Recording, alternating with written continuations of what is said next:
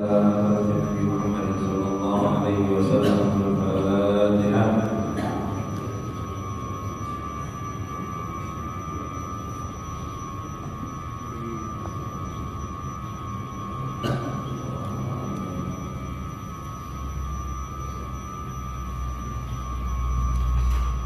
Bismillahirrahmanirrahim. Alhamdulillah ta'ala wa bihamdihi wa yu'minu billahi. Wa Nabi radhiyallahu anhu an Nabi sallallahu alaihi wasallam qala lam yatakallam fil mahdi illa Isa bin Maryam wa sahibu Jubair.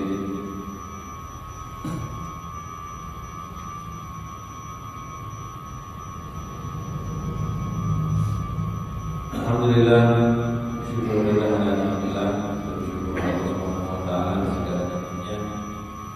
Kembali berkumpul bersama-sama mengajar bacaan kitab Riyadhus Shalihin.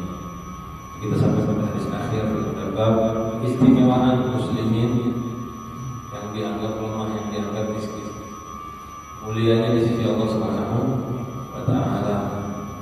Akhirnya kita baca hadis bahwa Rasulullah SAW mengatakan beliau berdiri di pintu surga.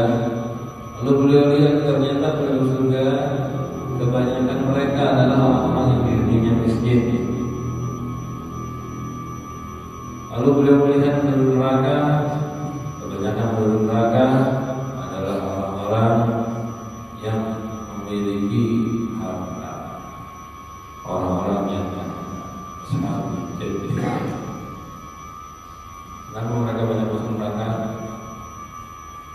Karena satu, mendapatkan harta yang banyak itu susah, repot, apalagi dengan cara halal. Jadi cara mendapatkannya banyak yang salah. Kedua, setelah dapat harta itu biasanya membuat orang lupa dari ibadah, membuat orang terlambat masuk surga karena perlu dihisab panjang.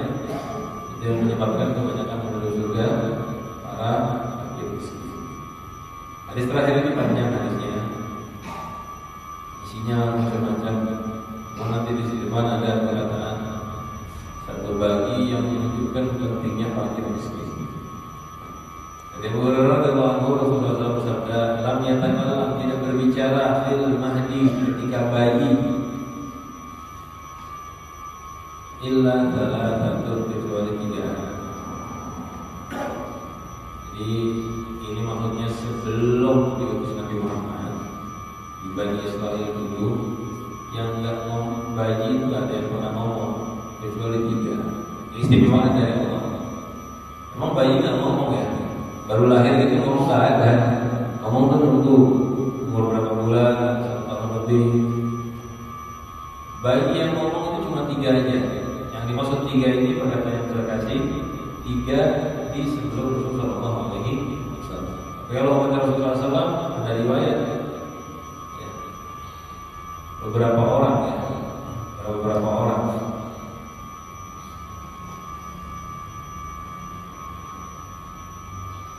Dan juga ini yang dimaksudkan dikhususkan hanya Bani Israel. Berarti sebelum Bani Israel juga ada. Dan Bani Israel ada baru keturunannya Nabi Yakub, anak Yahuda. Yakub punya anak salah satu namanya Yahuda, hanya Nabi Yusuf. Nah dari situ yang terkenal dengan memberontak dan hasut sendiri Rifki. Itu termasuk salah satu yang melemparkan Nabi Yusuf ke sumur. Nah, dari situ keturunan dia kan turun namanya Yahudi menurut sebagian sejarah. Jadi sebelumnya Nabi Yakub ke atas belum ada yang namanya Bani Israel. Bani Israel itu keturunannya Nabi Yakub. Nabi Yakub itu julukannya juga Israel. Jadi Bani Yakub, Bani Israel, anak-anaknya Yakub disebut juga anak-anaknya Israel. Nah, dari situ keluar Bani Israel. Jadi sebelum Nabi Yakub ke atas tidak ada yang namanya Bani Israel belum. Berarti ada juga bayi-bayi yang bisa ngomong kalau ada diriwayatkan. Jadi ini hanya berbicara pada Bani Israel saja yang menurut bayi yang masih bayi ngomong, yang belum waktunya ngomong sudah berbicara. Yang pertama Isa bin Maryam, Nabi Isa bin Maryam, anaknya Siti Maryam. Ketika beliau mengatakan Inni Abdullah, saya adalah hamba Allah. Kalau ini bisa sudah makhluk, sudah diketahui. Semua cuma menceritakan yang belum diketahui sahabat. Jadi ketika ngomong Nabi Isa sudah selesai, lalu dijelaskan yang kedua, Sahibi Juraij. Sahibi Juraij. Sahib itu artinya teman. Juraij nama seseorang, Juraij. Maksudnya Sahibi Juraij yang ada pada kejadiannya Juraij, bukan temannya Juraij ya. Bayi yang ada yang pada kejadiannya, kisahnya Juraij. Juraij ini orang soleh. Karena rajulan, wa kana Juraijun rajulan abidan. Juraij ini orang yang ahli ibadah. Fattakhadha sawma'atan. Juraij bikin sawma'ah. Sawma'ah itu bangunan yang agak tinggi, yang atasnya tertutup.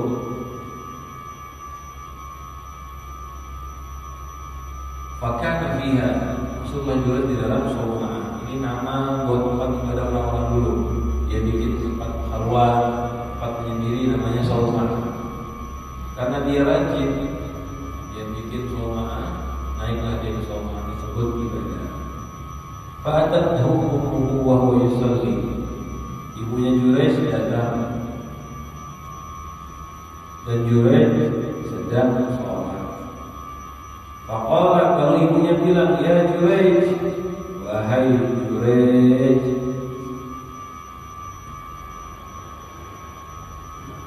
panggil. Faqala, ya Rabbi ummi wa salati. Hai ibuku, ya Allah, ya Rabbi, wahai Tuhanku, ini ibuku manggil dan aku sekarang sedang sholat menghadap Engkau ya Allah. Bingung dia, mana yang didahulukan? Ingat ini belum Islam ya, belum ada Rasulullah. Kalau di syariat Islam kan, kalau sholat sunnah suruh batalin. Seandainya kalau bunyinya nggak dijawab sakit hati ibu. Tapi ini kejadian ini belum Islam, belum ada agama Nabi Muhammad SAW. Jadi Juraij ini masih belum tahu gimana caranya. Jawabin ibu kah? Apa teruskan sholat? Sebelumnya Juraij itu sering didatangi ibunya. Juraij selalu menjawab, itu hadis lain riwayat Imam Bukhari. Jadi Juraij itu kalau ibunya datang ngomong sama ibunya, didatangi, terus begitu. Pernah sampai suatu saat ini pas ibunya manggil Juraij yang lagi sholat. Ketika Sulaim sholat, Juraij bingung, ya Rabbi Tuhan, ini ibuku ini sholatku. Seakan-akan begitu. Mana yang didahulukan, yang menjawab ibu atau menjawab panggilan beliau? Beliau akhirnya tidak menjawab panggilan ibu. Dalam riwayat ada ya, musiru sholat ya Allah, aku dahulukan persembahanku kepadamu daripada kepada ibu. Sholat ambil fansofat, lalu pergilah ibunya karena dipanggil gak jawab. Kalau makan al-ghadi adadhu wa huwa yusalli. Besok datang lagi al-ghadi, hari esok datang kepada Juraij wa huwa yusalli, dan Juraij lagi sholat lagi. Persis sama ibunya datang, Juraij lagi sholat. Ibunya memanggil, ya Juraij. Keadaannya sama seperti kemarin. Akhirnya Juraij bilang juga, Rabbi. Itu artinya wahai, ya Rabbi. Ummi wa sholati, ibu dan sholatku. Mana yang didahulukan ya Allah, aku dahulukan engkau. Akbala ala sholati, tetap lanjut sholat. Kalau makan minal ghadi, datang hari ketiga.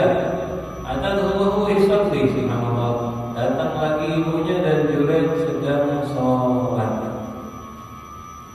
Faqalat ya Juraij, hey Juraij. Faqala ya Rabbi wa sholati, sama kisahnya seperti Allah. Dia tetap dalam sholatnya. Aqbala ala sholatihi.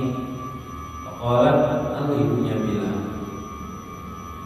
Allahumma, ya Allah, la tuminhu, jangan matikan Juraij hatta yanzura, sampai Juraij melihat ila wujuhi, pada wajah-wajah mumisat. Mumisat ini perempuan yang berbuat hal gak wajar, yang menjual diri. Mumisat.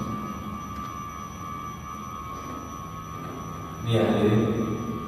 Sebelum kita lanjutkan tentang ceritanya, ini penting buat orang tua.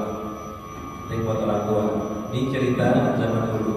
Satu, untuk anaknya, kalau dipanggil sama orang tuanya jawab, kan begitu. Kalau di dalam sholat kayak apa? Di fikih kita, apa sholat wajib jangan dibatalkan. Tapi kalau sholat sunnah, seandainya ibu nggak dijawab, tahu ibunya sakit hati, tahu ibunya marah, mending dibatalkan sunnahnya. Karena yang ini ibu dosa. Itu kata ulama, dahulukan daripada mengerjakan menyakiti hati orang tua. Cuman kalau ibunya biar nggak jawab, ibunya pengertian, tahu biar lagi sholat, oh nggak jawab, atau biar ngomong Allahu Akbar, canggih dikit takbirnya, biar sini tahu biar lagi sholat, aman. Ibunya paham, marah, ya silahkan teruskan sholatnya. Begitu caranya ya, kalau dalam fikih kita Syafi'i. Jangan nggak dijawab, jangan dibiarkan. Itu masalah sholat aja disuruh jawab, apalagi main game. Akan zaman sekarang kan begitu, panggil orang tua kasihkan main game, nggak dijawab. Juraij fikihnya lain sama kita. Juraij keadaannya beda sama kita. Cuman saat itu ibunya manggil 3 kali, Juraij nggak jawab, karena dia memang lagi sholat. Karena dia lagi ibadah. Akhirnya apa? Ibunya mendoakan jelek. Apa doanya? Jangan sampai Allah Juraij mati kecuali melihat wajah perempuan yang jelek, yang buruk. Bukan buruk aja ya, yang pekerjaannya jelek. Ini orang tua diteorikan anak harus bakti.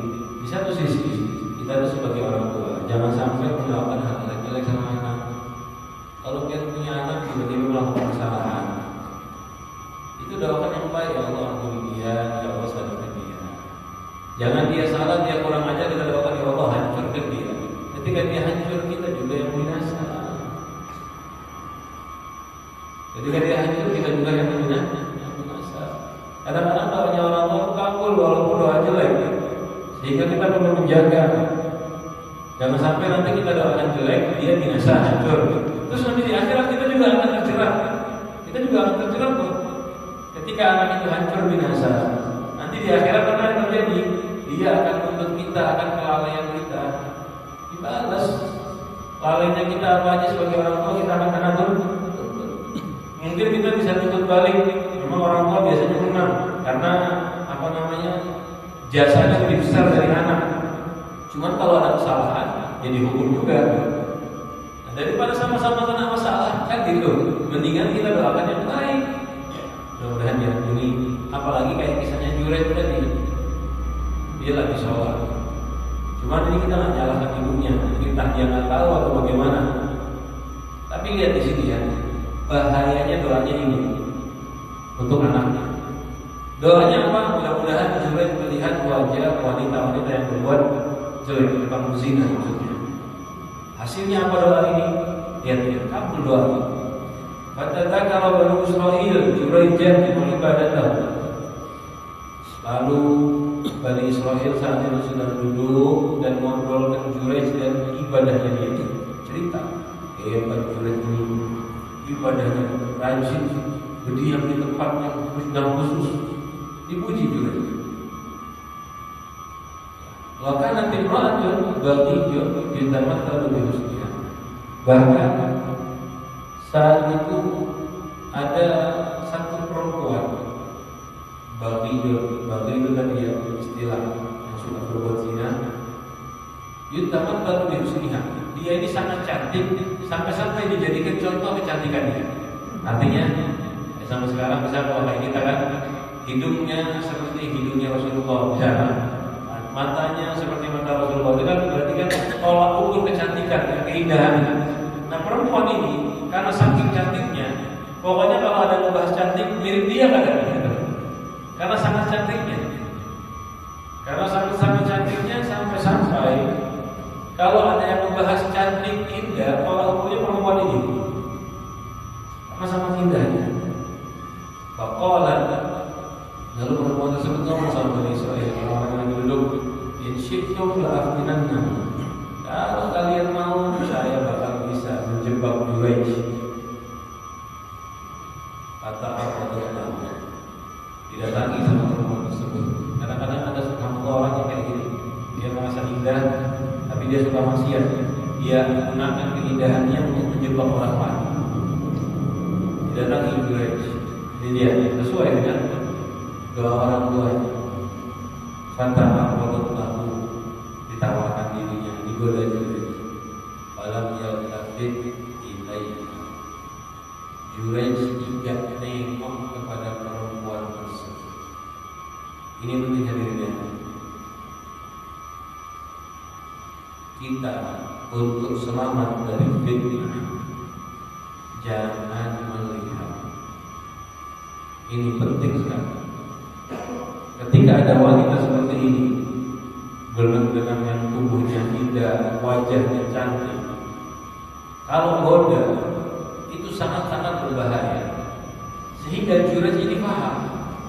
Ketika dia memanggil menggoda Jurayj gak nengok dan gak melihat wajahnya, gak mau melihat. Gak mau melihat. Kenapa? Takut dia mengerti bahayanya melihat. Kalau melihat dia bisa terjebak dalam kemaksiatan. Itu manusiawi. Orang manusia itu kalau maksiat penyebabnya adalah melihat dulu. Dan ini terjadi dulu kepada salah satu guru kita. Ya, guru saya. Kalau nggak salah terjadi dulu Mesir atau di Saudi saya lupa. Beliau ini memang tinggalnya dakwahnya di sana. Saat itu beliau didatangi artis yang terkenal kecantikannya. Artis ini juga mirip kayak gini, tapi bukan mau berzina, bukan. Dia biasa menunjukkan Ustaz tuh ya sama saya tergoda juga gitu. Ada rasa gitu, Ustaz sama saya juga tergoda. Dan memang kadang-kadang ada orang yang cantik, kalau kita cuek dia nggak terima. Dia maunya dilihat gitu. Dia maunya kita kandung. Akhirnya waktu itu dia mendatangi. Cuman Habib Ali ini, beliau ini orangnya khusyuk. Walaupun dakwah di kalangan-kalangan elit, di kalangan seperti itu, beliau nggak pernah melirik-lirik. Jadi waktu itu saat satu di studio atau di mana, beliau datang, perempuan tadi ini datang dengan pakaiannya yang indah dan sebagainya. Dia ngomong, Habib saya mau tanya sesuatu, ada hajat. Apa jawaban beliau? Silahkan tanya. Ini di belakang perempuannya, harusnya nggak boleh, nggak boleh. Dan perempuannya mana? Coba yang sedikit sebentar ngadep saya, biar kita ngomongnya enak. Apa kata beliau? Kalau kamu ada hajat silakan ngomong dari sini. Silakan ngomong. Saya dengarkan dengan hormat. Gak mau melihat. Gak mau nengok. Beliau jaga. Ini sebab keikhlasan hati dan nengoknya bukan pura-pura ya, murni. Karena ikhlas, murni karena menjaga mata. Itu perempuan tersebut taubat. Dia muslim, dia taubat dan tidak melakukan hal-hal maksiat lagi. Berhenti taubat dari kesalahan. Itu kenapa? Karena beliau tahu melihat ini bahaya. Kalau sekarang terbalik, malah kadang-kadang jadi kesempatan untuk melihat. Ingat ya, ulama, ustaz, jangan kira melihat itu aman. Memang di fikih ada khilaf. Kalau fikih kita Syafi'i, melihat wajah perempuan ada khilaf, tapi semua sepakat kalau melihat ada fitnah, kalau melihat ada syahwat, hukumnya haram. Itu sepakat. Nah ini yang perlu kita ingat. Kita misalnya di Indonesia, kita kan di Indonesia pakainya wajah kada apa dilihat dunia. Pakai yang itu, ya kita nggak menyalahkan. Silahkan dia mau umpat ini nggak apa-apa, bisa melihat wajah perempuan. Tapi kalau diingat walaupun dia tempat yang pilihan boleh, tapi harus aman dari fitnah. Dia tidak akan tergerak untuk melakukan yang jelek. Aman dari syahwat. Kalau aman baru. Kapan itu aman dari syahwat? Aman dari syahwat itu repot. Aman dari syahwat itu susah. Dan gak boleh ketika saat berduaan itu nggak aman itu dari syahwat. Makanya ini caranya Jureid untuk menghindari maksiat. Karena Jureid ngerti ini selamatnya Jureid karena Jureid nggak melihat. Seandainya dia melihat mungkin berbahaya. Kalau melihat perempuan seperti ini berbahaya. Kan berapa banyak terjadi kemaksiatan macam ini karena melihat.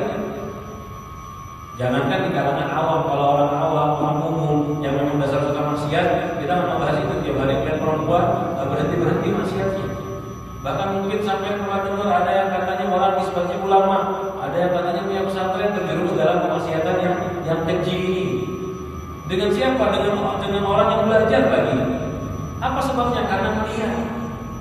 Makanya kita lihat guru-guru yang warok itu nggak mau melihat santrinya yang perempuan. Nggak mau memperhatikan kita.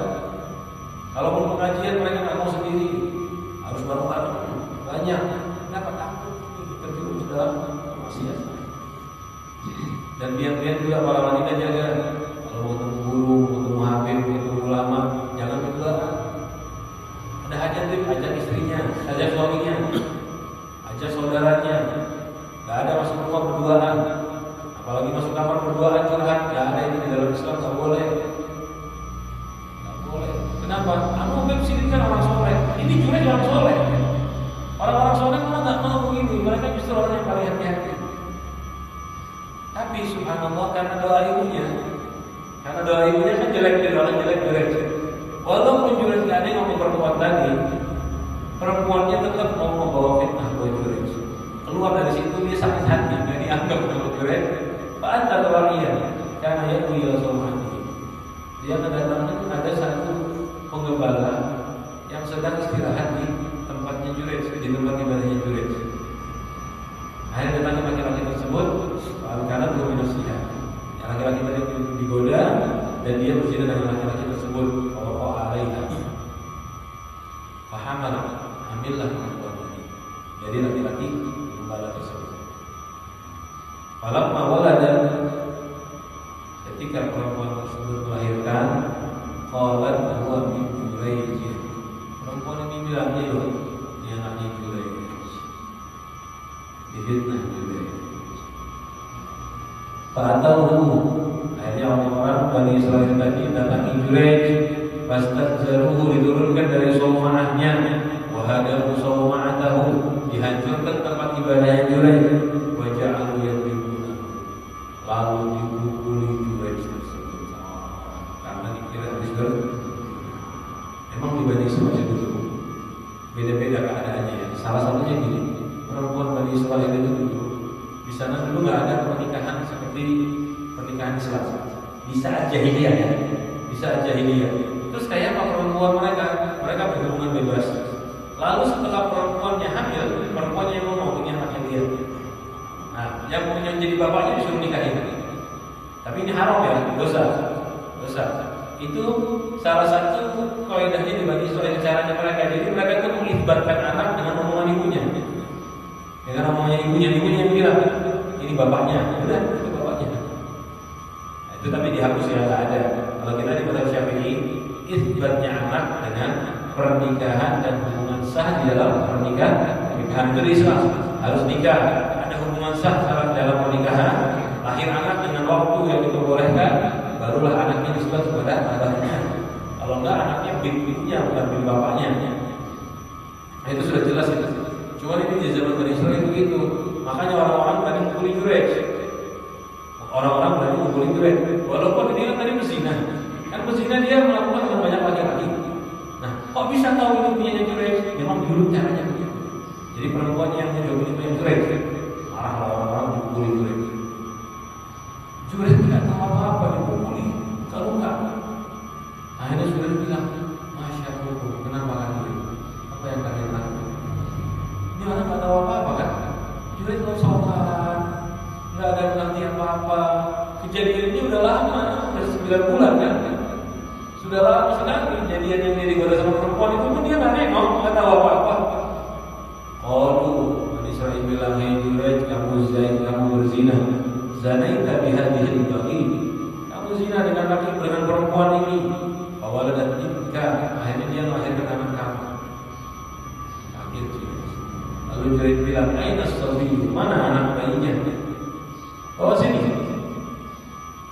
Aja ini bukti, katanya dia anaknya Jurayj. "Oh, nih bayinya kamu." Jurayj bilang, "Gak mau lihat kalau sholat. Tunggu sebentar, saya mau sholat." Sholat Jurayj, lalu sholat. Setelah selesai sholat, setelah selesai atas sofiyah, Jurayj jatuh bayi tersebut, anak tiba ini dia tekan perutnya, pegang perutnya pakai jarinya. Anak tiba ini ditekan perutnya, lalu bertanya, "Ya bola man abuka?" Anak bayi, "Man siapa bapak kamu?" Ini kan kalau bahasa kita karomah ya. Kita ingat, "Siapa bapak kamu wahai bayi?" Dijawab bayinya ngomong. Bayi lahir ngomong. Qala fulanun ar-ra'i. Siapa bapak kamu? Dia jawab fulanun. Fulan dia ar-ra'i sang penggembala. Kaget semua kaumnya dan tahu ternyata ini hanya fitnah dan budaya perempuan tersebut. Akhirnya mereka mendatangi Jurayj, lalu ala Jurayj, yuqabbilunahum, dia cium Jurayj, wa yatamassahuna bihi, dan diusap Jurayj, diusap si Jurayj pada orang-orang, ambil berkahnya Jurayj bahasa kita ini. Nah, minta maaflah mereka. Ini contoh di bayinya, misalnya bayi bisa ngomong. Qalu nabni laka sawma'ataka, hai Jurayj, kita bangun lagi sawma'ah, tempat ibadah kamu. Sawma'ah itu dia yang tinggi, tempat ibadah yang tinggi, naik atas. Min dahabin, kita buatnya dari emas. Jurayj balas budi jasa. Habis berbuat salah, permintaan maaf, karena mungkin mereka harus memberi Jurayj mau membikinkan balasan, dibikinkan tempat ibadah dari emas. Qala la, dia bilang tidak usah. Aidu hamin tainin kama kana. Bangun dari tanah aja seperti yang sudah ada. Fafa'alu.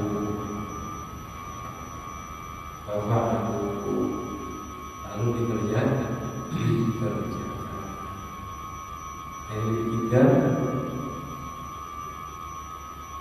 Dibikinkan tempat ibadah dari emas. Lalu yang kedua, wabaina sabiyyun yarḍu bi ummihi. Dan ada satu bayi ketika dia yarḍu, menyusu kepada ibunya, ibunya dari ibunya, famar rajulun, ada laki-laki melewati dia, raqibun ala dabbatihi, dia naik kendaraannya. Ini yang ketiga ya. Kalau yang pertama kan Nabi Isa, yang kedua Jurayj, yang ketiga ini bayi. Tadi dijelaskan siapa bayinya, ibunya siapa. Dalam riwayat ini kayak gini aja. Dan ada satu bayi gitu saja.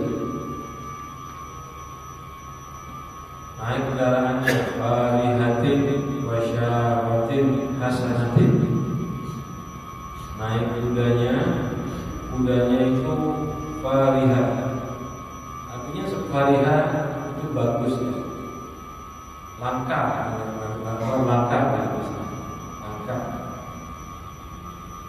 Syarah, bentuk badannya kudanya bagus, makanya disebutkan hasanatin, baik.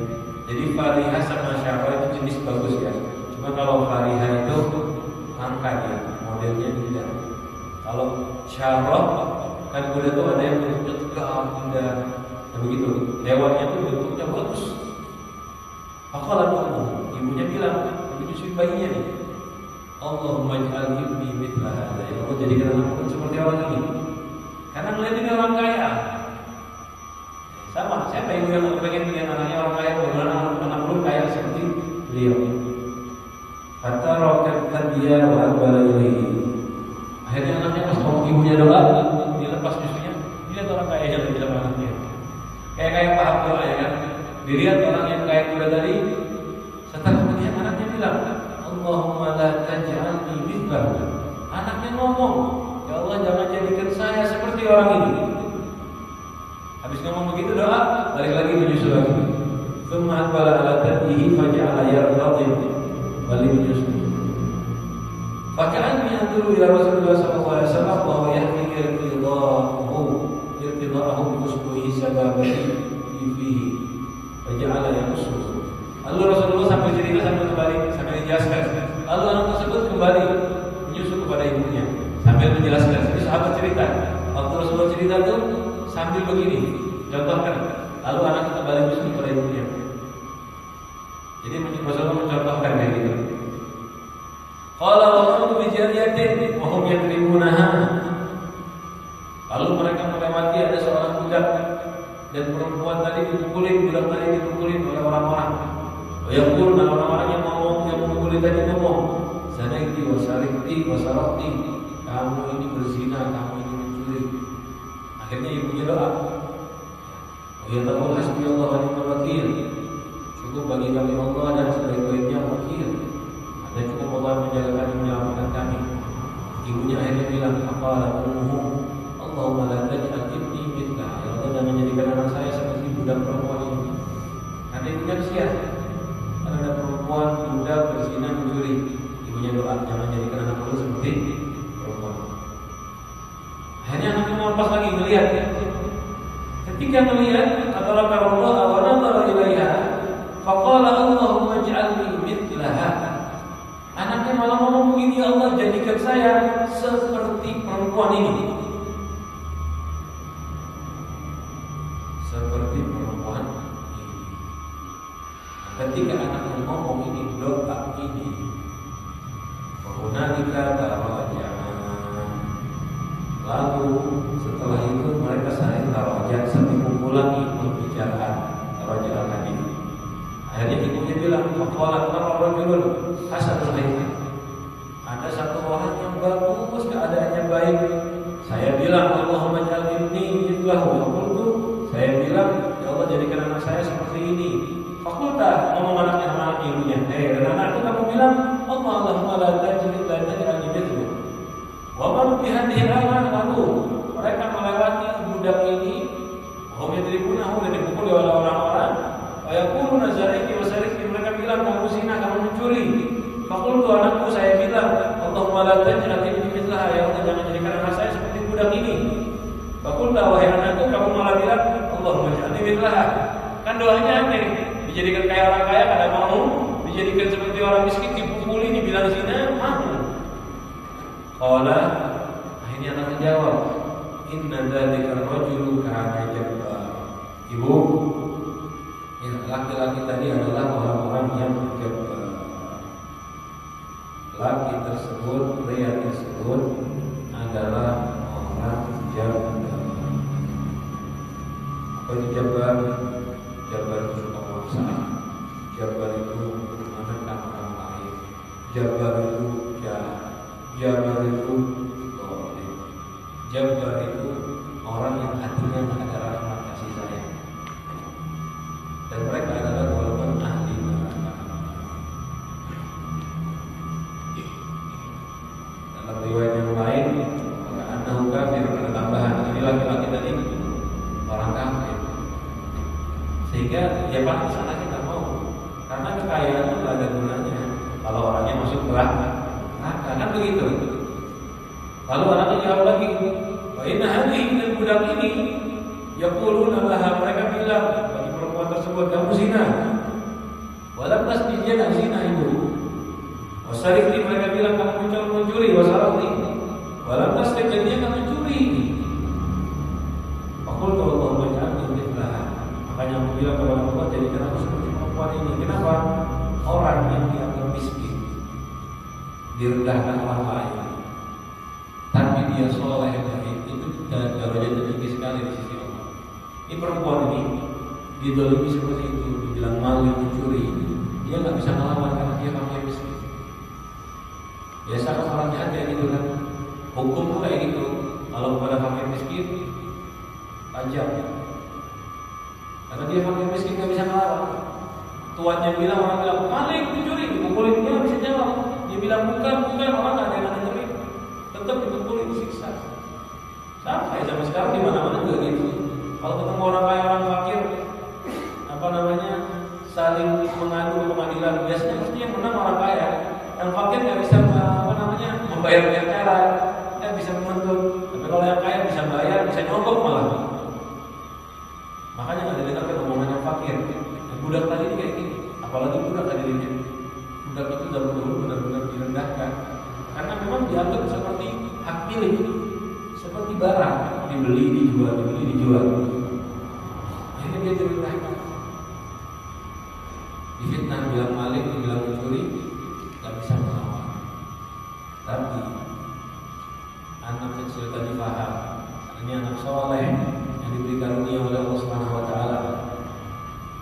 Dia bilang sama Allah, ya Allah jadikan aku seperti budak tadi. Artinya bukan kepengen dipukulin, tapi kepengen jadi orang rendah. Ini menunjukkan fadilahnya orang yang rendah secara dunia, bukan rendah akhirat ya, bukan rendah dalam agama. Fadilahnya orang yang rendah secara dunia. Tidak ada masalah kita di dunia. Ya rendah dan hina. Dikira fakir, dikira tidak ada masalah. Tapi mereka di akhirat adalah orang-orang yang sampai-sampai Rasulullah bersabda, "Ittaqidu inda fuqara'i ayadi, inna lahum dawlatan yawmal qiyamah." Jadi fakir itu nggak ada kurangnya. Orang di dunia yang menganggap remeh orang fakir karena mereka nggak sadar kenikmatan itu bukan pada harta. Jadi mereka tahunya kaya hebat, yang punya pangkat tinggi mulia, padahal tidak. Rasulullah sampai mengingatkan, buatlah jasa pada orang-orang fakir di dunia. Kita disuruh membuat jasa itu dengan fuqara ayatnya, bikin jasa pada orang-orang fakir, suruh sering nolong, suruh sering bantu. Kenapa? Inna lahum dawlatan yawmal qiyamah. Nanti nih orang fakir di akhirat dia punya kekuasaan. Jadi kita mempersiapkan jasa untuk mereka agar kita ditolong sama mereka di akhirat. Sampai gini, ada satu orang, dia lagi mulai usaha, dikit lagi cair duit 100 triliun, 100 miliar, dikit lagi dia bakalan cair duit miliaran atau triliunan. Biar tahu, sini sekarang miskin. Tapi misalnya bulan depan dia jadi kaya. Kira-kira kita sama dia bakal baik kan sekarang ini? Kira-kira kita bakal baik gak sama dia? Ini kawan kita, tetangga kita fakir miskin. Tapi kita tahu nih, kita ini dia bakal dapat harta banyak. Kira-kira kita jadi baik gak sama dia? Baik. Kenapa? Kita bentar lagi kaya, kita dapat manfaat. Kan banyak orang kayak gitu di dunia. Ada orang yang susah, orang yang miskin, orang yang fakir. Karena kita punya gambaran dia di sini naik tinggi langsung. Dan ini terbukti Pak. Banyak orang fakir kayak gini. Bukan orang fakir ya, maaf. Banyak orang-orang melakukan penipuan kayak gini. Mau minjem dari kawannya yang punya duit, mau memanfaatkan harta orang lain. Dia ngomong, saya ini dikit lagi dili dapat duit sekian juta nih. Temennya udah tertarik nih. Iya kan, doakan aja. Pokoknya kalau lancar, lu kasih nanti. Akhirnya temennya langsung semangat. Tapi punya duit dulu Pak sekarang. Dikasih ya sama dia. Ada orang ngomong kayak gini. Dia habis ngomong mungkin bulan depan duit cair nih. Warisan mulut dibagi dapat duit 1 miliar. Ya pinjam 1 juta. Kira-kira kasih nggak sama dia? Kasih pasti kan. Kenapa? Dia punya iming-iming bakal dapat balasan dari dia nanti. Padahal mungkin dia bohong. Caranya penjahat ya gitu.